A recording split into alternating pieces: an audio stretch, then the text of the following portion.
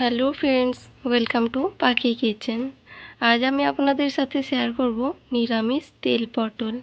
এই তেল পটল রেসিপিটা গরম ভাতের সঙ্গে দুর্দান্ত লাগে। তো চলুন রেসিপিটা দেখে নিই। এখানে আমি নিয়ে নিয়েছি 6 পিস পটল। তো দেখো পটলের দুই সাইড কিন্তু আমি একটু কেটে নিয়েছি, যাতে করে পটলের মধ্যে তেল মশলা খুব ভালোভাবে ঢুকে যায়। তো চলুন পটলগুলোতে আমি এখন হাফ চামচ নুন আর অল্প একটু হলুদ দিয়ে ভালোভাবে মেখে নিচ্ছি। পটলের গায়ে নুন হলুদটা ভালোভাবে মেখে নিতে হবে। এবার এটাকে আমি রেখে দিচ্ছি এইভাবেই 5 মিনিট মতো। ততক্ষণে আমি একটা পেস্ট বানিয়ে নেব। এখানে নিয়েছি 2 টুকরো আদা, 2টো কাঁচা লঙ্কা, মিডিয়াম সাইজের 2টো টমেটো। তারপর আমি গ্যাস অন করে কড়াই চাপিয়ে দিয়েছি। এখন আমি তেল দিয়ে দিলাম 2 চামচ, বড় চামচের। তেলটা গরম হয়ে যাওয়ার পরে আমি এখানে নুন হলুদ মেখে রাখা পটলগুলো দিয়ে দিলাম তেলের মধ্যে। পটলগুলো একটু নেড়ে চেড়ে ভেজে নিতে হবে 3-4 মিনিট মতো। পটলগুলো একটু লালচে কালার করে ভেজে নিতে হবে।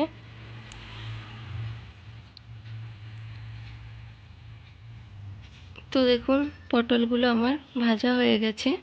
এখন আমি পটলগুলো তুলে নিচ্ছি অন্য একটা পাত্রে।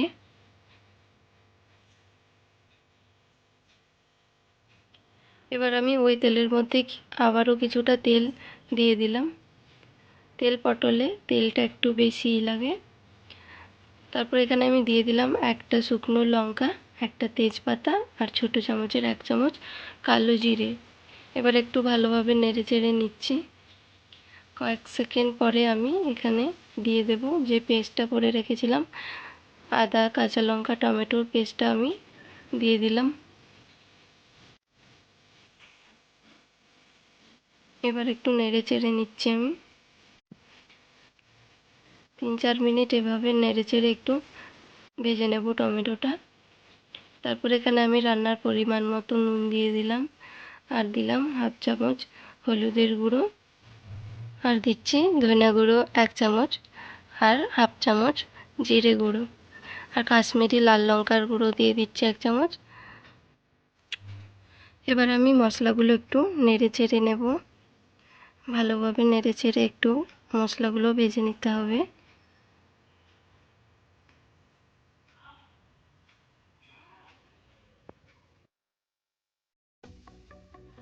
এখানে আমি হাফ চামচ চিনিও অ্যাড করে দিলাম।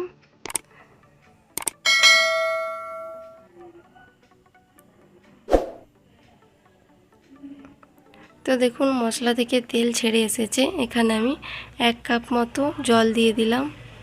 এখানে খুব বেশি জল দেওয়ার প্রয়োজন নেই, 1 কাপ মতো দিলেই হবে, যেহেতু এটা ঝোল হবে না। তো যখন ভালোভাবে ফুটে আসবে তখন আমি দিয়ে দিচ্ছি ভেজে রাখা পটলগুলো দিয়েও একটু ভালোভাবে মিশিয়ে নিলাম জলের সঙ্গে। তারপর এখানে উপর দিয়ে দিলাম 2টো কাঁচা একটা পাকা লঙ্কা।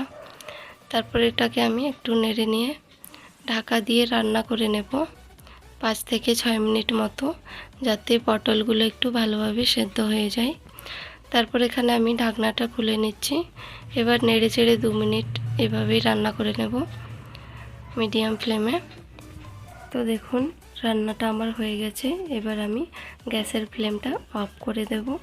ভিডিওটি ভালো লেগে থাকলে অবশ্যই একটা লাইক করবেন, চ্যানেলটা সাবস্ক্রাইব করে পাশে থাকবেন। ফিরে আসবো নতুন কোনো রেসিপি নিয়ে। Thanks for watching.